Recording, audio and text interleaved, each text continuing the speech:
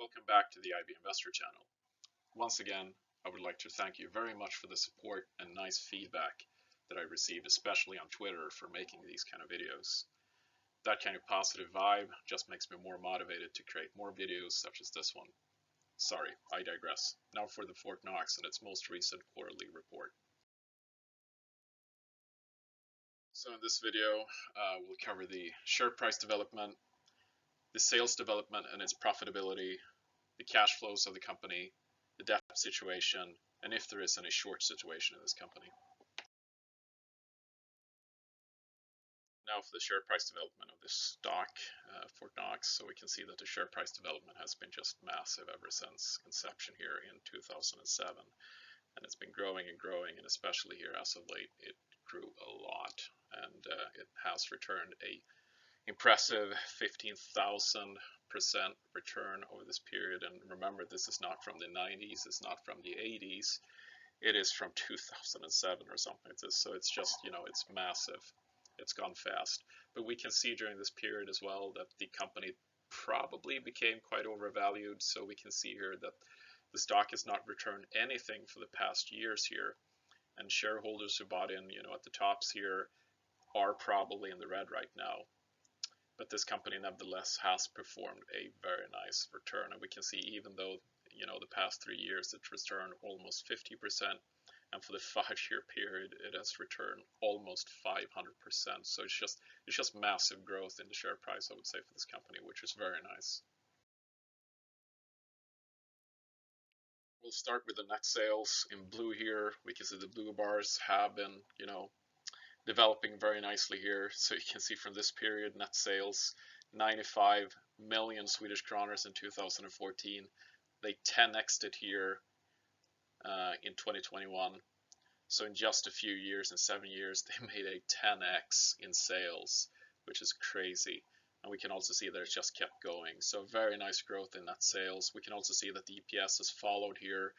We can even see that the EPS is almost overtaking the net sales, or it has overtaken net sales here in terms of growth. So very nice job by the company here, and management certainly. We can also see that the gross margins here sits at 95.7%, which is very, very, very high. It's one of the highest I've ever seen for a company, so super, super good. We can also see that the profit margin here for this period here in the most recent quarter was 30.8%. So we can see here that the profit margin over time has actually increased by quite a margin here too. So it started here at 13.2% and has climbed its way up now to 30.8%, almost 31%, which is massive. So it looks very impressive when I look at the figures from this point of view, for sure. Now looking at the free cash flow margin, we can see that the company sits at a 17.3%, which is actually, it is kind of good still. It's nothing bad or anything. There are many companies that have much lower free cash flow margins, and we can see that management has done a good job here also to keep it up, to make sure that they have almost double-digit free cash flow margins over this period. There has been obviously 1 year here where it's been off or negative, but it's fine. And we can see here that Lime Technologies sits at 17.4%, which is one of the peers I want to compare it to. And then obviously Evolution Gaming here that sits at 55.6%. But still, 17.3% in the most recent quarter. It's still a very good figure compared to many other companies. Looking at the free cash flow per share in kroners, we can see that it posted a 0.44 kroners a share here in the most recent quarter, and we can see how nicely it's been growing over time. And we can also see here this one-off year in 2021 it shows here, but other than that, it just looks really, really good. And this is how it should look like, in my opinion. It should, steadily be growing over time, and it's been growing quite fast because you can see here 0.4. So this is a 10x going from 2015 to the most recent quarter here. So very, very nice. Now for the cash flows of the company, and yeah, it pretty much paints the same picture as the previous slides here, as we've seen. Very good development in terms of cash flows. So starting with the blue line here, the cash from operations, we can just see that it's grown massively. So from this period here, 54 millions for this year in 2015 up until here, the most recent quarter. It's a 10x in terms of cash from operations, which is very, very strong. We can also see that they've been investing here quite a lot, at least in 2021, but also here in 2022, and increasing here in the most recent quarter for the trailing 12 months here at 257 million kroners. But then again, I mean, looking at the operational cash flows, you know, the capex is, you know, roughly 50% of its operational cash flow. So there's like nothing really to say that is negative here about this company. And looking back, it's much less. So this is like 1/3 of the capex. Capex is 1/3 of the operational cash flow. So it looks really good. This company has its spending under control, and it's growing the cash flows quite nicely. And we can also see here in the green ones that we have the free cash flows also tagging along quite nicely, except for this year here, 2021, as we saw in the previous pictures. Now looking at the net debt and comparing it to the operational cash flows, and yeah, we can see that this company is actually in negative here for many years, and that means that it doesn't have any net debt. It's basically debt free. So the exception here was in 2021, where they made a lot of investments, as we saw previously. So this was probably a one-off year, because we can see the trend here that management has kept, you know, the debt at very good levels, meaning that they're debt free. And we can also see here the orange bars here, the operational cash flows or cash from operations, that is just growing and far exceeding the net debt here, which is yeah, I mean, it's only this year really that they had some debt to be mindful of. I mean, the remaining years there has been no debt to talk about, so since it's been negative. So very good job here from management. It just shows that this is a very good business, if anything. So a continuation now from the net debt, and instead looking at the net debt to EBITDA, pretty much paints the same picture here, where we can see that this company has a negative multiple, which means that they have more cash than they have debts, basically. And we can see that the multiple has been negative for most years, with the exception here from 2021. So it looks really good. So this means that management has a lot of room to make acquisitions if they want. They can also be aggressive, you know, buying back shares or whatever. They can use the balance sheet to do whatever they want, basically, with a negative multiple here. So if they want, they can invest a lot in the business, or yeah, as I said, make acquisitions. And also comparing it then to Lime Technologies here, that trades at a not trades, but it has a 1 times multiple here at the net debt to EBITDA, so also quite low actually. And then Evolution, then same situation as Fortnox, where the net debt to EBITDA multiple is negative. So also Evolution has more cash than debts, or actually debt free. Yeah.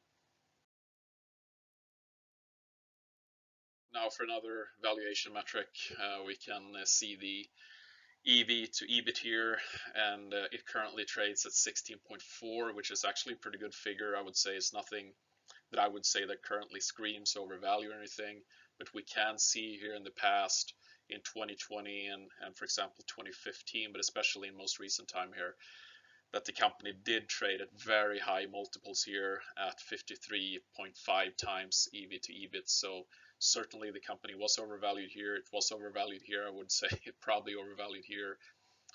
This, you know, is debatable, but certainly here this company offers a much better value proposition right now than it's done in many years. And looking back, it's actually the best value proposition we've seen for this period. Also comparing it then to Lime Technologies, that trades at a 33.3x EBIT to EBIT multiple, so very high. We can also see Evolution Gaming here that sits at exactly the same actually EBIT to EBIT multiple here as Fortnox in the most recent quarter. So certainly these software companies with fast growth has come down, and if anything, it's just Lime Technologies here lagging behind with a high multiple. Now for the short interest of this company, and we can see here for Fortnox that almost 5% of the total float is being shorted, which means that there are some investors here that has an idea that the stock should go lower in the future. But comparing it then to SBB, which is the highest one right now, that ranks number 1 at 17%, or JM that sits at 15%, or Hexatronic place number 7 here, 10%. 5% short interest. It is still high. I would still be very careful about this stock, because these short thesis cases often bear some fruit, that there is something happening in the company, and could be the case that maybe the short thesis here, I haven't read any of those, but that they're imagining that maybe some margins will be pressure in the future, or maybe some sales or something like this. Or sometimes it's just that the company trades at very high multiples, like we've seen that Fortnox has done in the past. So it's kind of difficult, and I think investors should be aware at least that there is a almost 5% of the float is being shorted right now. Now for the CEO remark, it is quite strange, I would say, because I couldn't really find anything here that stands out where I can see that there's a lot of worrying or challenges or something like this. Is primarily just talking about the products and their development going forwards, what's going to happen, within the company, so to speak, what the employees are producing and what they can offer to the customers. So it's in a sense, he's not guiding for anything from what I can tell. So it is a little bit of a weak CEO remark in that regard, that I can't make an assessment of it. So there isn't much to go on here. However, when you look at the income statement, basically the numbers, then we can assess that the sales have been slowing down to 25% increase compared to 40% increase year over year. So they're still growing their sales, but it's almost 15 percentage points lower compared to year over year figures. So that is something you can assess, that sales are slowing.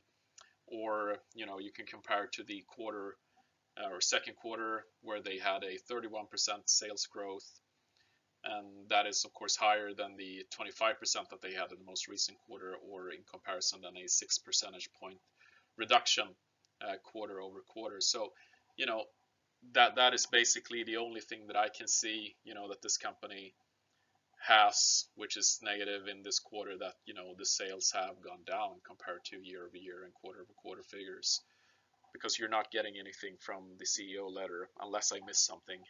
But as far as I'm aware, I couldn't find anything concerning any challenges or something like this. So yeah. Now for some closing remarks. I can just begin by saying that I'm very impressed by the figures that this company is providing for the most recent quarter.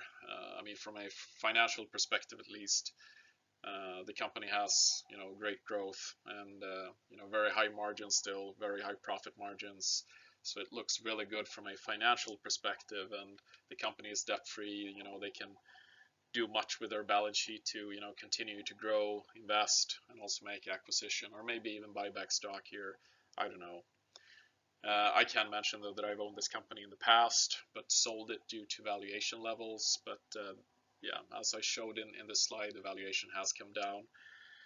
So I'm getting more intrigued by each percentage point that the company goes down. So we'll see if I maybe will pick this company up again in my portfolio. But at least for now, I'm just watching on the sideline, and it was super interesting to see this report from my point of view at least.